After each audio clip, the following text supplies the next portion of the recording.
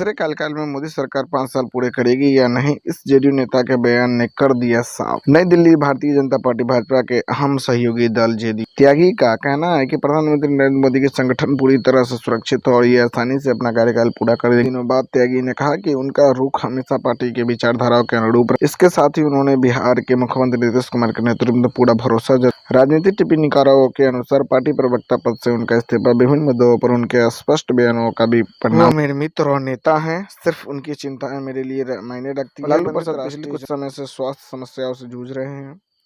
त्यागी ने जोर दिया कि नीतीश कुमार की कमिश्नरी के बराबरी कोई नेता नहीं कर सकता। उन्होंने कहा कि नीतीश कुमार के जैसा कोई नहीं है। उन्होंने बिहार के सबसे लंबे समय तक मुख्यमंत्री रहने वाले नीतीश कुमार की ईमानदारी, जातिवादी की कमी और राज्य में सुशासन लाने के लिए प्रशंसा की। उन्होंने कहा कि मैंने मुलायम सिंह, लालू यादव और कई अन्य समाजवादियों के साथ काम किया है। नीतीश कुमार कोई नहीं है।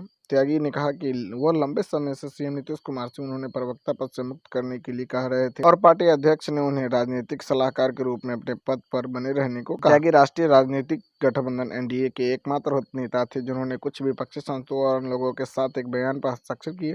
उन्होंने फलस्तीन के नरसंहार के लिए इजरायल की निंदा की और भारत के इजरायलियों से किसी भी तरह के हथियार की आपूर्ति नहीं करने के लिए कहा। मोदी सरकारों के तीसरे कार्यकाल के बारे में कुछ पूछे जाने पर उन्होंने कहा कि सरकार के कोई खतरा नहीं, इससे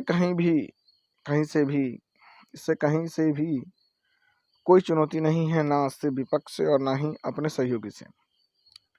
यह अपना कार्यकाल पूरा करेगी। वरिष्ठ समाजवादी नेताओं ने जवाहरलाल नेहरू और अटल बिहारी वाजपेयी की भी सराहना की, जो भारतीय लोकतंत्र के लिए लोकतांत्रिक रूप से उपयुक्त प्रधानमंत्री थे। त्यागी ने कहा कि नेहरू को अपनी गलतियों के लिए माफी मांगने में कोई हिचक नहीं थी। वो वाजपेयी ने पहले वामपंथियों को विरोध करने के लिए उकसाया और फिर इसका इस्तेमाल करना युद्ध में भारत को शामिल करने के लिए अमेरिका के प्रयासों से नाकाम करने के लिए किया।